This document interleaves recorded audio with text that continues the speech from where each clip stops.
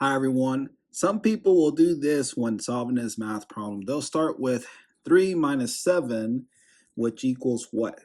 -4, right? So they'll write -4.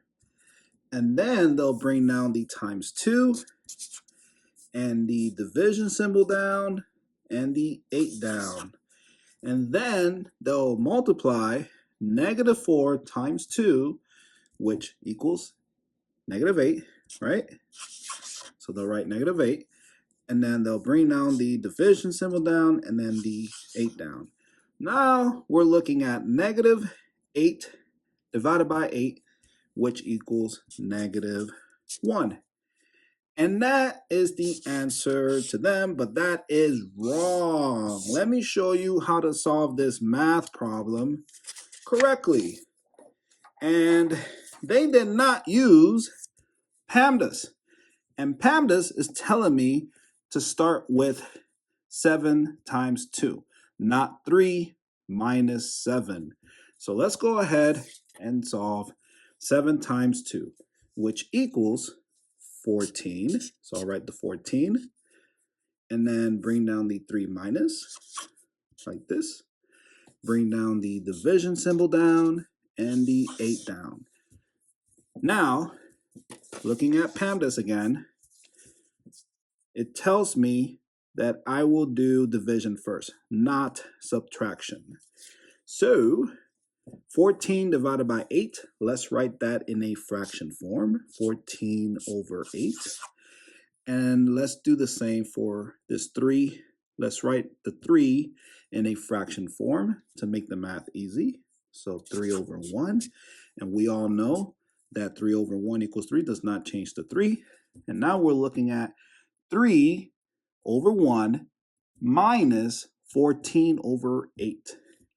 And we're going to use the butterfly method.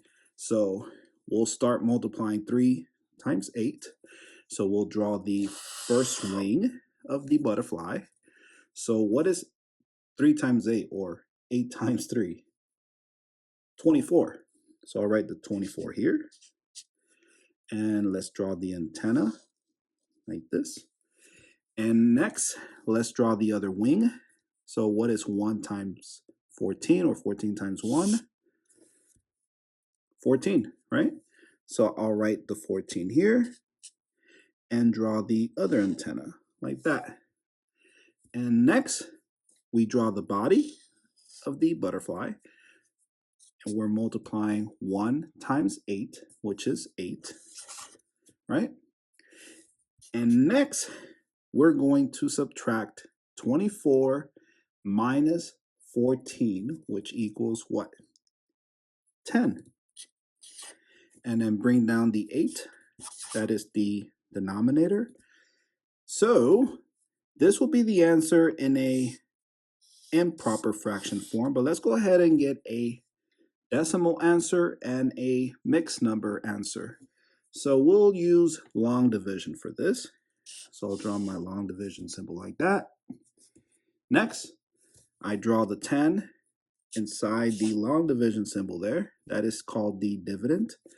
And then write the 8 outside the long division symbol. That is called the divisor. And so now we need to figure out how many times can 8 fit into 10? 1 time. So I'll write the 1 up here. And then we multiply 1 times 8. 1 times 8 equals 8. So I'll write the 8 here. Subtract 10 minus 8 equals 2. So we can write our mixed number answer. So 1 will be the whole number. Let me write it here because we need more space to continue and get our decimal answer. And next, we need to write our proper fraction that is next to the whole number. So we write the 2, that is the remainder. So that is the numerator of this proper fraction. And then we take the 8, which is the denominator. So we'll write it here. So the answer in a mixed number form is 1, 2 over 8. So let's get our decimal answer and write it up here. So how many times can 8 fit into 2? You cannot. So we need to borrow a 0. So I'll write a decimal after the 10 and a decimal after the 1. Write the 0, bring it down, give it to the 2. Now, how many times can 8 fit into 20? 2 times. So I'll write the 2. So what is 2 times 8? 16. And then we subtract. 20 minus 16 is 4. How many times can 8 fit into 4? You cannot, so we need to borrow another 0. So let's write that down here. So now the 4 becomes a 40. And how many times can 8 fit into 40? So what is 8 times 5? 40. So I'll write the 5 here.